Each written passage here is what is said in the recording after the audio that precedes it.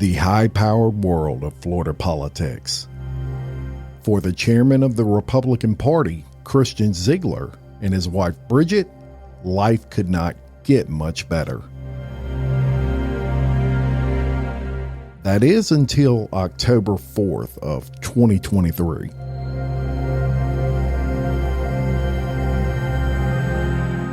An unnamed victim reported Christian Ziegler, her friend of 20 years, had raped her.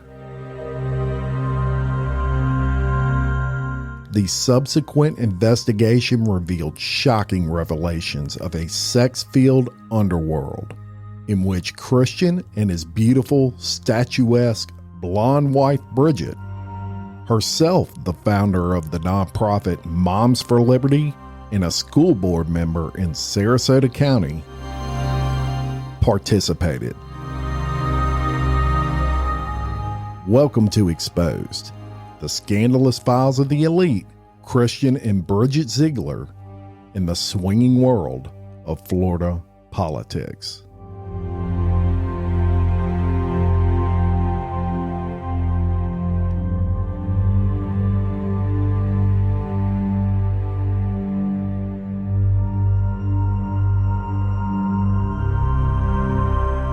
Now, before we get into this series, I do want to mention again, this case has not been adjudicated. That's the legalese that we have to put in the beginning of many of these episodes. Some have been adjudicated, and we just cover the facts. We're going to cover the accusations in this case, and I like to jump right into these. However, I do want to mention the Vince McMahon series. I just want to thank everyone that listened to that series. That was the first series in the Exposed Scandalous Files of the Elite podcast, and it is just on fire. Y'all responded. You shared it and did all the things that help to build podcast, and I want to thank each and every one of you for your comments and your shares. So let's get into it. So we're going to start this series off, and the first person I'm going to tell y'all about is Christian Ziegler. At the time that these accusations came out, was the chairman of the Florida Republican Party. And let me tell y'all about the Florida Republican Party real quick. It controls really the majority of Florida's U.S. House seats, both the U.S. Senate seats, the governorship, and they have supermajorities in both houses of the state legislature. So they're very powerful, extremely powerful in the state of Florida. And Christian Ziegler, he was the chairman. And I say was the chairman because he has been removed, but he started his chairmanship in the Florida Republican Party on February 12th of 2023, and he held that seat until January 8th of 2024, just a couple of weeks ago, when he was removed from office by the party. And we're going to tell you why today.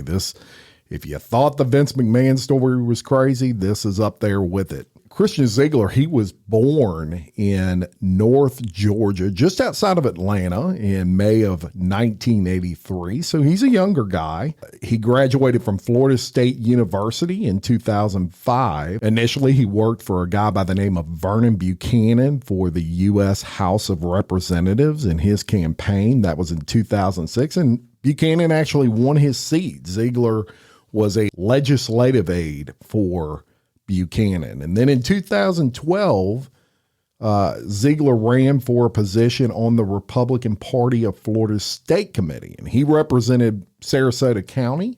In 2017, he ran for chairman of the state party, but he did lose that election to the incumbent. And in November 2018, he was actually elected to the county commission of Sarasota County. So he's heavy into politics, right? He is 41 years old, young guy. He's just killing it out there in politics, and his life is getting better and better. And in early 2019, he was actually endorsed by Corey Lewandowski. Ziegler won that vice chairmanship and occupied that office from 2019 to 2023. So that's just a little bit about Christian Ziegler. He's powerful in Florida, and that's important in this story. And now we're going to talk a little bit about his wife and his personal life. And his wife, who plays a big part in this story, is Bridget Ziegler. Bridget Ziegler, no stranger to politics herself. She co-founded what's known as Moms for Liberty. It's a organization in Florida that promotes constitutionalism and things of that nature, and she co-founded that. A big deal in Florida. And she also served on the Sarasota County School Board. Bridget Ziegler, the first thing that stands out about her, she's absolutely beautiful. Gorgeous, really. Head turner. And that is going to play a part in this story. So the Zieglers move about life. They get married. It's a great life. They have a lot of power. They're going to all these political events. They're rubbing elbows and really sitting down with and having discussions with Ron DeSantis, who is the Florida governor and was a candidate for president until just recently. And just life couldn't be better. After they got married, they had 3 children. They were known as just a power couple in the state of Florida.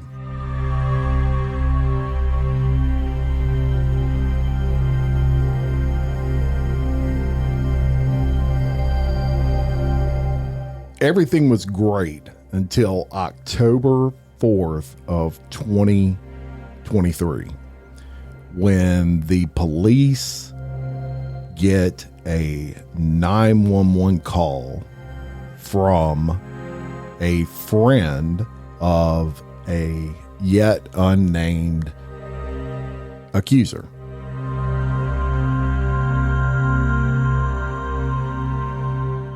And so before we get into the allegations and the investigation, I'm going to play that 911 call for you. This is a friend of the accuser calling the Sarasota Police Department regarding conducting a welfare check on a friend of hers who she was very concerned about. You can hear the concern in her voice, and here's that 911 call.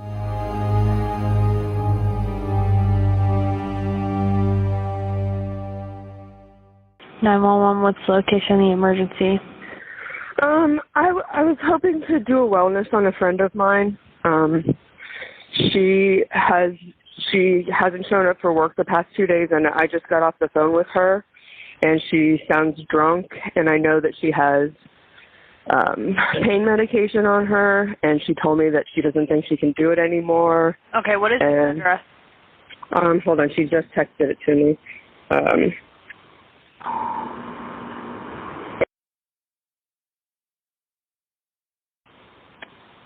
What city is this in? What was that? What city is this in? Sarasota. What unit?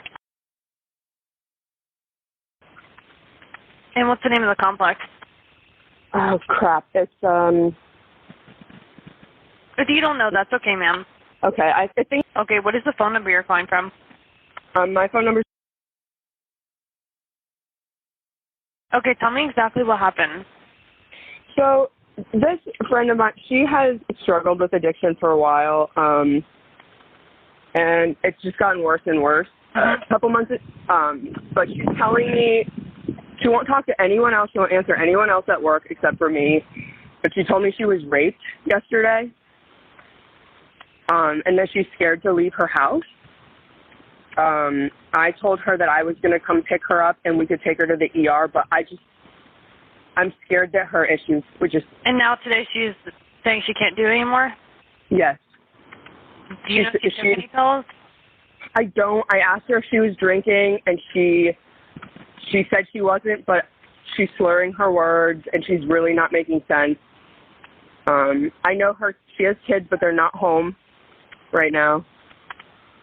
But she's saying she's scared that the person who raped her came to her house, and she's scared to leave. So I just.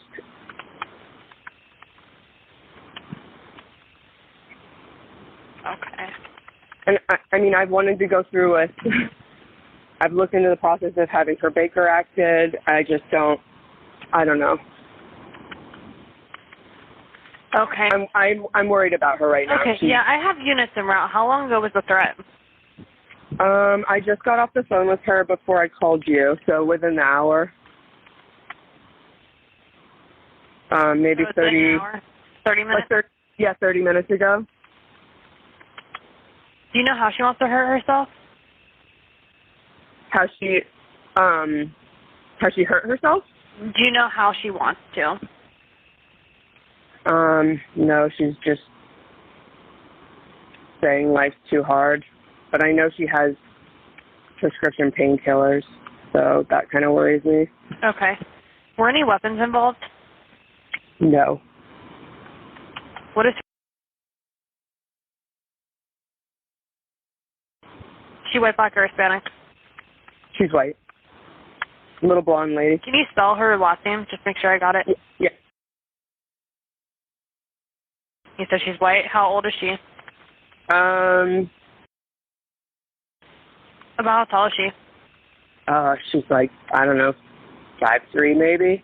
She's thin, medium, or heavy build? She's thin. Okay. What's her cell phone number? Her cell phone? Yes. 1 second, let me. Her number is...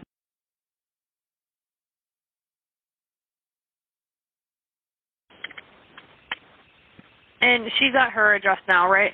She's at her apartment. She thinks that I'm coming to pick her up, but she needs more help than I can do. I can help her with. Yeah, it's okay. I have units en route. Does she own a vehicle? Yes, I don't know the exact model, but... And are you going to be meeting us there, or do you want to call back with results? I mean, should I? Or what do you guys...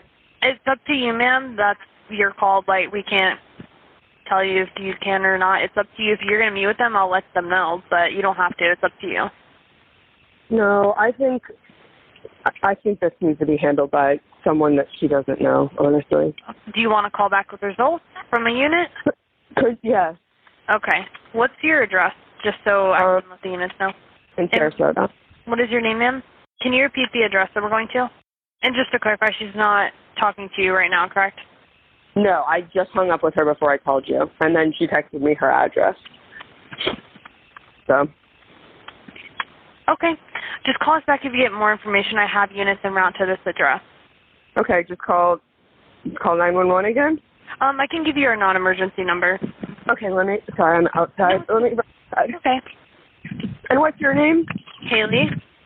Haley? Okay. So then, well, the police are on their way there now? Yes, ma'am. Okay, and then, sorry, I'm getting a pen.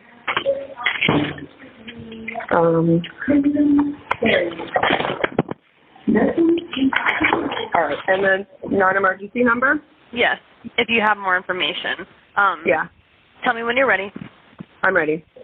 941 316 1201, and it's option 0. 1201, option 0.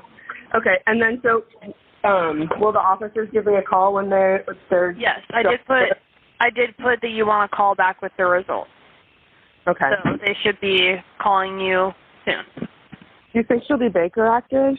I'm not sure. I don't know how they do it because I'm not an officer. Okay. But you can ask them that when they do call you. Okay. Okay. Is there anything else I can help you with, ma'am? No, thank you so much. You're welcome. Have a good day. You too. Bye. So the police go to check on that victim and conduct that welfare check on October 4th of 2023. And we're going to refer to her as the victim. And the victim reported that she had been sexually assaulted by Christian Ziegler on October 2nd of 2023. So just a few days prior to that welfare check and that report. So the victim gets treated and she's examined at Sarasota Memorial Hospital where a sexual assault kit was completed. So the police start investigating. And on October 5th of 23, they start that investigation and it reveals the following. The victim and Christian Ziegler, they realized after talking to the victim. They've known each other for actually 20 years. On October 2nd, according to the victim herself and Christian Ziegler agreed to have a sexual encounter. However, that sexual encounter included Christian's wife, Bridget Ziegler. When the victim learned that Bridget could not make it, she changed her mind and she canceled that encounter with Christian. The victim then opened her door, her apartment door, to walk her dog, and Christian, he's standing there outside in the hallway. So he enters the apartment, bends the victim over the bar stool, and vaginally penetrates her with his penis.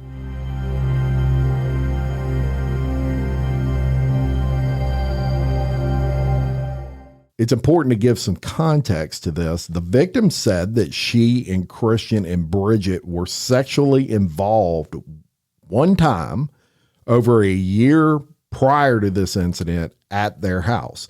The victim stated that when Christian came over, she was not in a place to consent because it was her day off and she had been drinking. Look, let's talk about that for a second. When you are drunk, above the legal limit in the state of Florida, as it is where I record in the state of Louisiana, you cannot consent to sex when you are above the legal limit. Automatically, that's in the law. So if you're drunk, you can't say, yes, I want to have sex, technically, without it being rape, according to the law.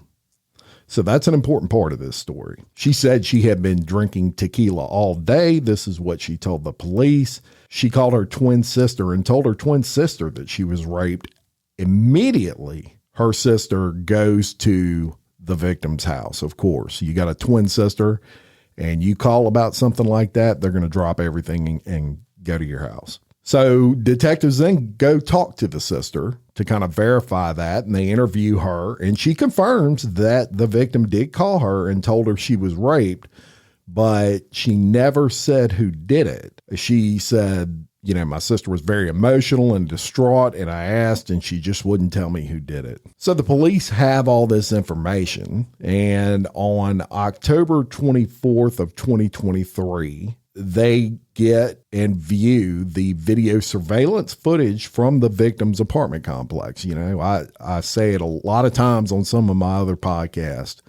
You are on video like 50 times a day, no matter where you are in the world. You're passing surveillance equipment. And of course, many apartments nowadays have surveillance equipment. So the detectives subpoenaed that video surveillance footage. They get it, and footage captures Christian Ziegler arriving in a gray Ford truck. His license plate's visible, so they know it's him. Christian immediately enters that apartment complex, and he is seen coming off an elevator and driving away about 37 minutes after he entered that apartment. They even note his clothing. He was wearing dark shorts and a red shirt. And as part of that investigation, detectives perform what's known as a digital extraction of the victim's cell phone. They're at the point of the investigation. This victim is saying, we've known each other 20 years. I had a threesome with him and his wife prior to this. And I have, things on my cell phone that will verify that. And so they do, they perform a digital extraction of that cell phone, and they locate several text messages from Christian to the victim on October 2nd of 2023. In the messages, Christian tells the victim to go to Instagram. When they asked the victim about this, she said that Christian liked to use Instagram because he conceals the messages using what's known as vanish mode. And when you use vanish mode, basically if you text something, as soon as the person reads it, it disappears and there's no permanent record of that, supposedly. In another message, he asked the victim for her address and told her they were driving around, and he was referring to himself and Bridget, and he continued sending the victim's messages, but at that, she didn't really respond timely.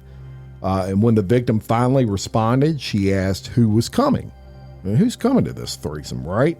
Christian responds, probably just me this time.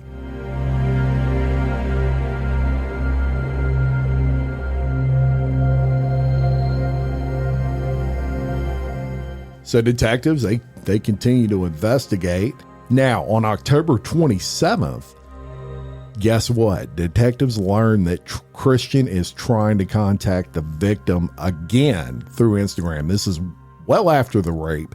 He doesn't realize this investigation is even going on at this point, and he hits her up on Instagram, and she was able to use an app to actually record the messages.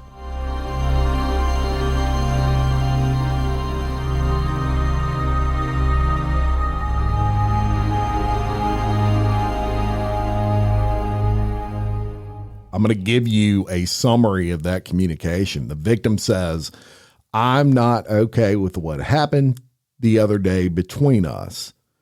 And Christian says, oh, that's not good. You're my friend. I've known you for like 20 years now. Laugh out loud. And the victim says, yeah, I know, but that was not cool. And you didn't bring her and then did that to me. And Christian responds, she was in, then couldn't. She said next time. But I understand, you're my friend. I actually like you as a person. So sorry you got upset, but I can leave you alone if you prefer. And then he kind of tries to change the subject and starts discussing getting his hair cut. And the victim says, I don't know if I can do that anymore after what you did to me last time. It freaked me out. And she's referring to having a threesome again. And Christian said, okay, well, sorry, not the intention. I want you to be happy and not have drama. You have dealt with enough bullshit. And then he, again, kind of tries to change the subject by talking about getting a haircut. And the victim says, I have not been able to work since you came over. And Christian responds, I'm pretty loyal to my friends. Tried to call, hard to text. How can I help? And the victim responds, I really can't even talk to you right now. So during the messaging, Christian continuously asks how he could help. And the victim responds, you caused this. You can't help me. And Christian repeatedly refers to the victim as his friends. And that's an effort to kind of minimize the situation. He's deflecting, right? And he would deflect. And every time she would bring up that rape, he would basically try to change the subject and talk about his, him getting his hair cut and things of that nature. And the victim says, I'd prefer you to tell me why you think what you did was okay. And Christian says, where are you? Do you want to meet and chat? I'm worried about you. You're my friend. And the victim says, hell no. Not after what you did to me. Do you not understand I am terrified of you? And Christian responds that he had to go soon. So Christian then begins to call the victim, and the audio calls were recorded. Now, it's important to also mention this. In the state of Florida, as it is in the state of Louisiana, both parties don't have to be privy to a audio recording. So only one party has to be privy to that, and that's the person doing the recording. So in the first phone call, the victim told Christian he had hurt her when he came over, and Christian said he did not think that was the case. And if she was upset, he didn't want her upset. And then he tries to change the subject. And the victim, she asked him why he did that. And Christian says he was not trying to start any issues. And she knows who he is. Christian then asked the victim if she wanted him to leave her alone. And the victim said she needed him to know that he hurt her. And Christian responded by saying, look, I'll leave you alone. So I think he was realizing and feeling a little heat. He probably was thinking, the more I talk to this girl, the more pissed off she gets, and I'm going to end up in a shitload of trouble if I'm not careful. So the investigation continues. This is not your typical situation with people of this stature where you have a woman who is just absolutely gorgeous and powerful, and her husband, very powerful guy in the state of Florida, and he's involved in a rape, and this person who he raped is basically saying Bridget Ziegler, in this case, the wife, was happy to have these threesomes, and police are just blown away by this. On November 30th of 2023, guess what? Christian Ziegler's biggest nightmare, the scandal, becomes public. And the Florida Trident, which is a news source in the state of Florida that publishes stories for the Florida Center for Government Accountability, reports this whole deck of cards starts to collapse for this power couple. So on December 8th of 2023, police obtain a video. Yep, we're getting into video of Christian Ziegler showing that he took video of the sexual encounter with the woman that was accusing him of rape. Now, in that video, it did confirm some parts of the sexual encounter that took place between the victim and Christian Ziegler, such as the video did show Ziegler having sex with her over a bar stool in that apartment.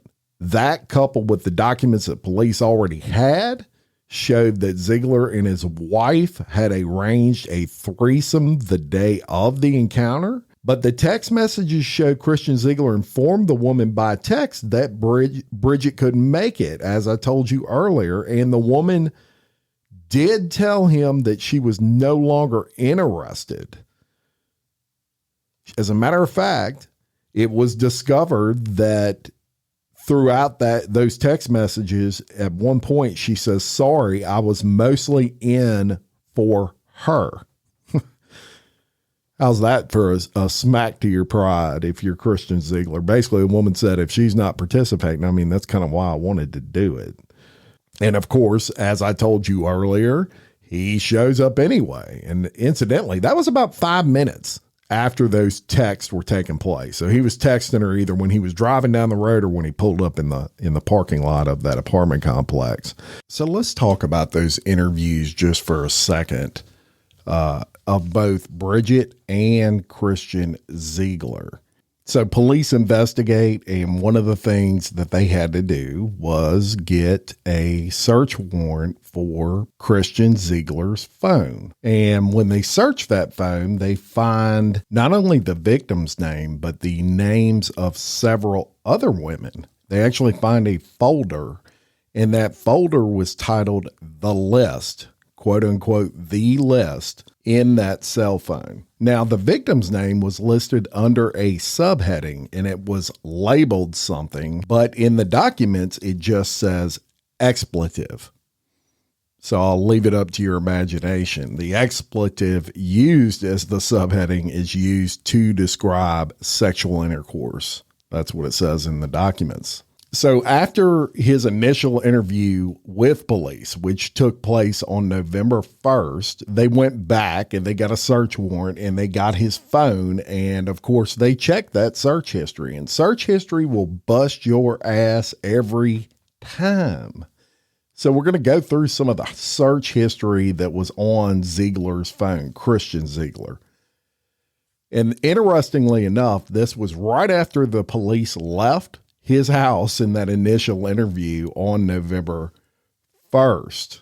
How pre-arrest criminal investigations work. Sexual battery settlement average. What is the average settlement for a premises liability sexual assault case? Subpoena Instagram vanish. So just like I told you about Instagram vanish earlier, he was freaking out and seeing if they could subpoena that. How quick police criminal investigation. He searched accused of sexual battery and dismissed. He searched OnlyFans. Interesting. He searched remove subscriptions from list. So he must have searched OnlyFans to pull up the site, and then he wanted to remove his subscriptions and then figure out how to remove it from his phone, I guess. Sue for false allegations, he searched.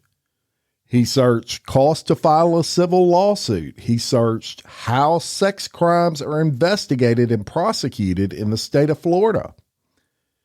He searched chief of Sarasota detectives. He searched what happens when somebody presses charges against you. He searched sexual battery. He searched consent sexual how. Then he searched, can vanish mode messages be recovered on Instagram? He searched false sexual assault allegation. He searched Sarasota sex crime attorney. He searched sexual battery proof. And he searched Faraday bags for tablets, phones, and laptops. Go dark bags. And if you're wondering what Faraday bags are, they are bags that actually block. They will block people from being able to get close to your cell phone and actually pull information off of it. With technology these days, there is technology where someone can be close to your cell phone and actually pull information off of it using electromagnetic pulse. So this blocks that. So one thing that police found out when they interviewed Christian Ziegler and Bridget Ziegler was that this relationship wasn't like a one-time thing. As I mentioned earlier, they had known the victim in this case for some 20 years, and they could kind of piece together things just from the interview that they had with both, as well as some of the messages that were in that cell phone. And 3 years prior to all of this going down, as a matter of fact, it was February 2nd of 2021, they discovered some messages where Bridget Ziegler and Christian Ziegler were discussing the victim. And the victim had mentioned she had had a three-way sexual encounter with the Zieglers in the past. Now, in those messages from 3 years ago, Christian Ziegler tells his wife to come home, stop, and pick up blank, they redacted it, to play again and be crazy. The message appeared to be referring to the victim, who Christian Ziegler described as an alcoholic, nice person, and has some issues in that text. Bridget Ziegler responded that she prefers confident, empowered people, and Christian Ziegler replied that he liked that blank was close and that there was no drama, which turned him on. I just don't want to feel like we ever took advantage of anyone. I know it's always been consensual, but she seems broken or like she's going through some shit, Bridget Ziegler responds. And police did note that in that same message thread, Christian Ziegler said they needed to hunt for someone new. Now, when police talked to Bridget Ziegler, she confirmed a past threesome with that victim, but told police she never planned to participate in the sexual encounter between her husband and the woman on October 7th of 2023 that led to the rape allegation. Despite testimony from the victim and text messages indicating Ziegler's husband said his wife would be involved. So basically, Bridget saying, I didn't know anything about the October 2nd incident. And that's certainly possible. Christian Ziegler could have just been, essentially bullshitting that lady into thinking this threesome was planned, because I'm sure he knew that she was more interested in his wife than him and was just looking to, get some side piece from her, and figured he'd just act like, oh, Bridget couldn't come with me. She had something last minute. That's what I would suspect. And if you'll remember, she even told Christian, meaning the victim, that, she was in it more for Bridget than him. So he probably lied the whole time about Bridget Ziegler being involved. Now, in Christian's interview with police, he gave his perspective, and he gave a little more background on the relationship that he had with the victim, who, as we said, he had known for 20 years. And he actually met her at what's known as a Joyland music venue, which is in Bradenton, Florida. And Christian told police he had consensual sex with the woman approximately a dozen times since they first met, and that she had been over to his house twice for threesomes with Bridget. His story is on October 2nd, he knocked on the victim's door and she answered, and she told him she had just ordered pizza and was about to pick it up. He offered to come back another time, but the victim said, "No, you can come in," and they engaged in small talk in the kitchen entryway. The victim then begins to kiss Christian Ziegler. They then had consensual sex, according to Christian Ziegler, who also told police he made sure the victim wasn't drunk and specifically asked if she had been drinking or taking pills because he didn't want to get in trouble. I don't know if he sounds to me like I would suspect he's full of shit on that. I don't know that, obviously, and that's his story and he's sticking to it, but I don't see him going to her house and they're about to hook up and he stops her and says, "I want to make sure you're not drunk or been taking anything because I don't want to get into trouble." I just don't buy that, but that's his story.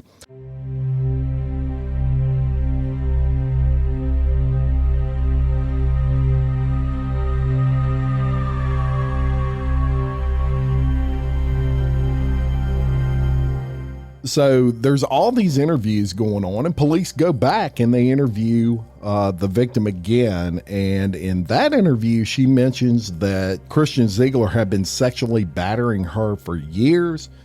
And due to his power in the state of Florida, she felt like she could never say no to him.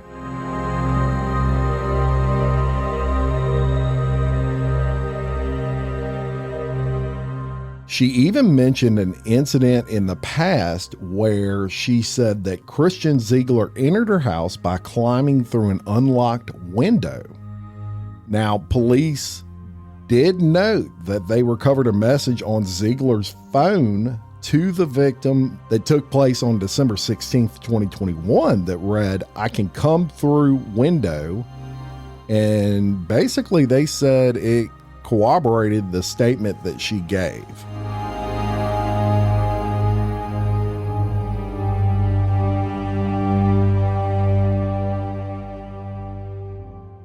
So if you'll remember, Christian Ziegler did say that when he went in the house, she said she had just ordered pizza and was going to pick it up. And so police visited that pizza place and they remembered the victim coming in on October 2nd. And y'all keep in mind that this would have been after that sexual encounter. So they did remember her coming to pick up the pizza. And the manager of that pizza restaurant said that she did seem intoxicated. So he corroborated the victim's story. Now, the biggest problem with the victim's story was the fact that there was a major issue there with the truth, which never changes, and something that police had stone cold proof that she said happened that did not happen. And that was, police asked her, "Well, why did you let him in the house?" And she said, "I opened the door to go let my dog out, and walk my dog, and he's standing there," essentially. However, in the footage that police reviewed from that apartment complex, it showed him knocking on the door and her allowing him in the door. There was no dog that was present in that video footage, and it showed him knocking. So the truth never changes. Why lie about that? So the pressure's on. Police are investigating all of this, and Christian Ziegler and his wife are trying to manage all of these charges. And there was a lot of pressure for Bridget Ziegler after these charges came out to resign from the Sarasota School Board. She refused. And it's important to note, there was nothing illegal that she was being charged with. Look, it's not illegal to have a threesome. It's not illegal to be married and invite a third party into that. You know, some people may say there's a moral issue, but it's not a legal issue. She did have a lot of pressure surrounding her to resign. So the plot thickens, y'all. And on December 22nd of 2023, a second Ziegler sex video is discovered. And this sex video actually involved Bridget Ziegler and an unidentified woman. The video was extracted from Christian Ziegler's cell phone. They get a search warrant for that Google Drive, and on that they find a second sex video. But this one is Bridget Ziegler with an unidentified woman, not the victim that I've been referring to in this case. So while this second video did not, do anything to verify these rape charges that Christian Ziegler was facing, what that video did verify was the fact that this couple did participate in what some would call an alternative lifestyle. That Bridget Ziegler having threesomes with women were something that did occur. And there was proof of that now with this video. And at this time, Christian Ziegler, he is still holding the title of the Florida chairman. Even though he still had that title, technically they did strip him of his authority in the Florida GOP, and they removed his salary, which was $120,000 for serving on the executive committee. That was about a week prior to finding this video, the second video. The committee also voted unanimously to urge him to resign.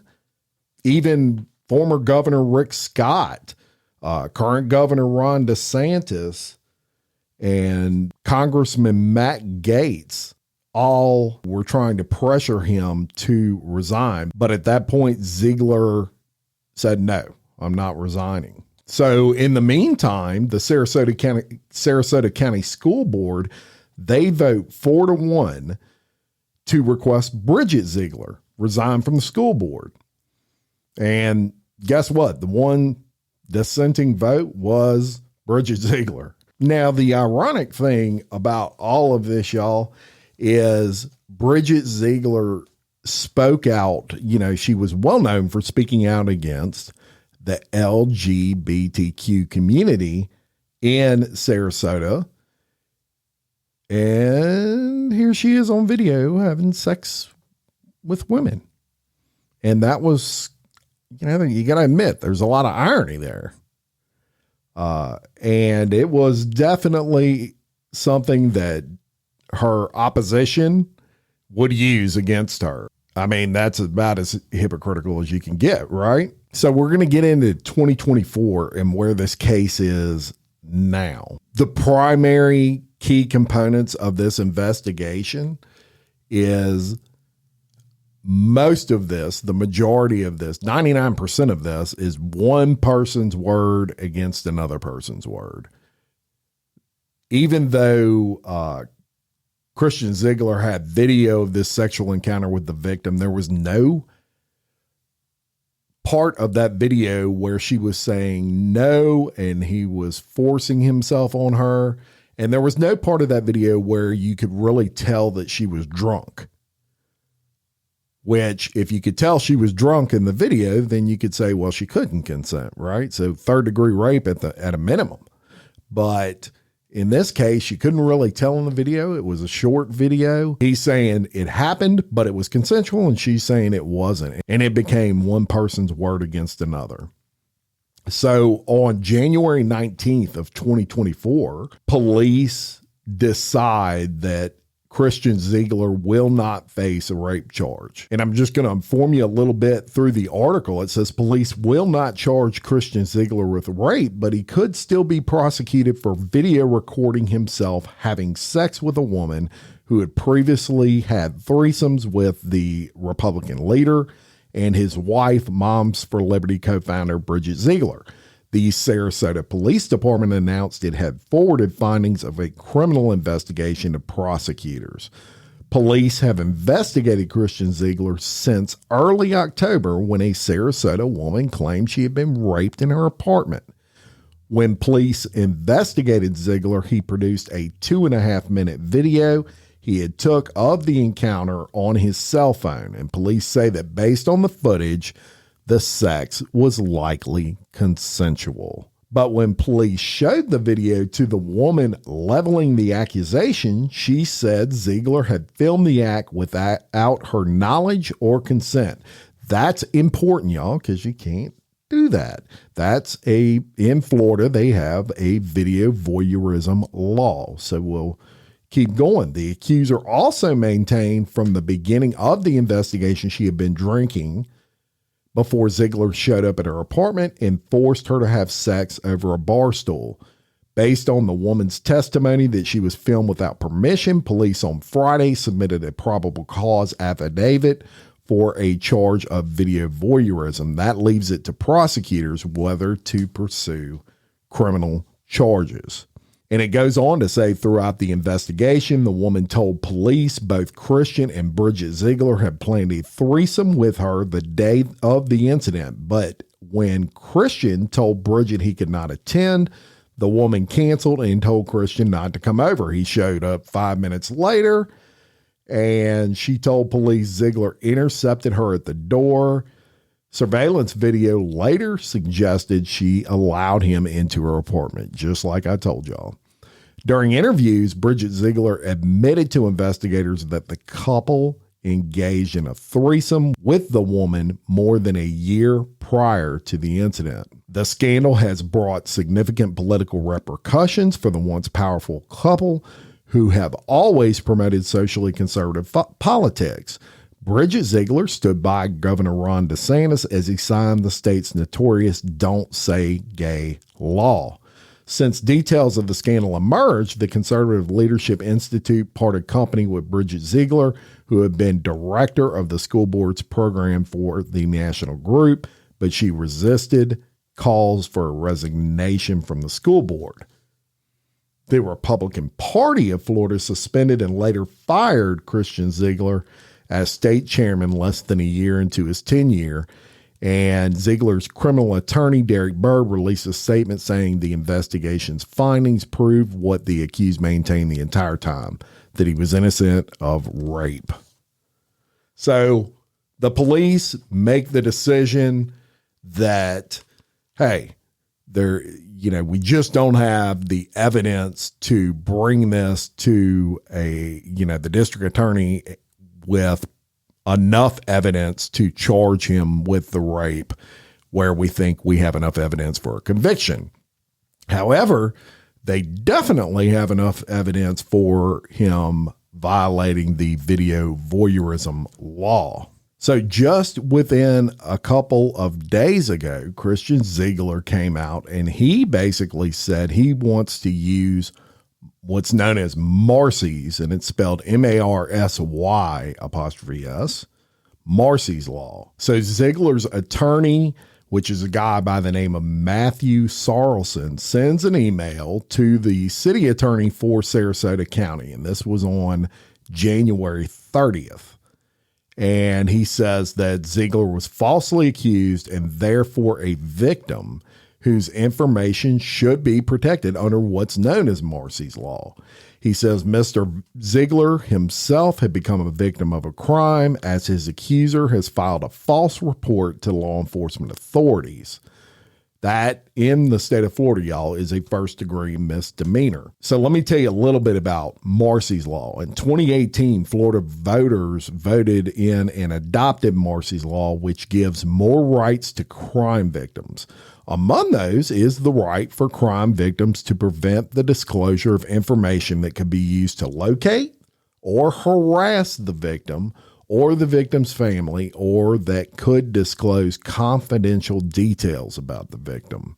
So his point on this is, my reputation is ruined because even though the police found that I did not rape this woman, y'all know how it is out there. When the news gets out that there's even an accusation of that, a lot of people have a rush to judgment. And so he felt like this is a violation of Marcy's law. And it would appear that it is a violation of Marcy's law in Florida. But y'all, he's acting like he's totally innocent. And he's not totally innocent. Even if that rape did not take place and it was consensual, which the police are not saying it didn't take place. They're saying they don't have evidence of it, and it's their feeling that it was consensual based off of the video. But no, only two people know, him and her. Video voyeurism in Florida, he is certainly guilty of. And video voyeurism in Florida is a third-degree felony.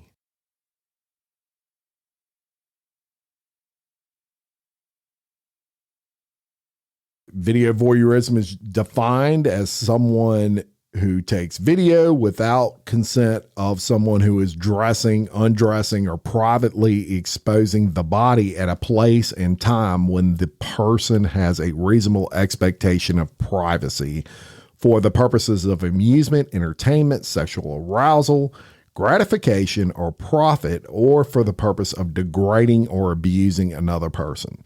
That is the legal definition of video voyeurism. I would say this qualifies. So that is the most up-to-date information on the case with Christian Ziegler.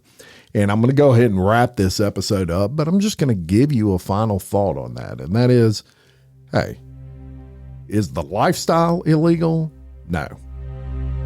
People have a right to consent with other people in sexual encounters. So everybody may not agree on whether morally it's right, but legally, nobody broke any laws there. I do see the struggle that the police had with proof of rape. You're trying to substantiate someone's claim. It appears there just was not enough evidence to do that. But here's what I think was the nail in the coffin, and I'd love y'all's thoughts on this. Here's what I think was the key to unraveling and the police maybe erring more on the side of Christian Ziegler's story than the victims. And that is when the proof came out that she lied about whether she let him in that house. That's a problem. She tells police, I went out to walk my dog and he's just standing there. And then they obtain a video that shows he knocked on the door and she let him in the house. That's a problem. That was a flat out lie. She lied about that. And guess what? If you lied about that, there's a possibility you could be lying about other things that occurred during that sexual encounter.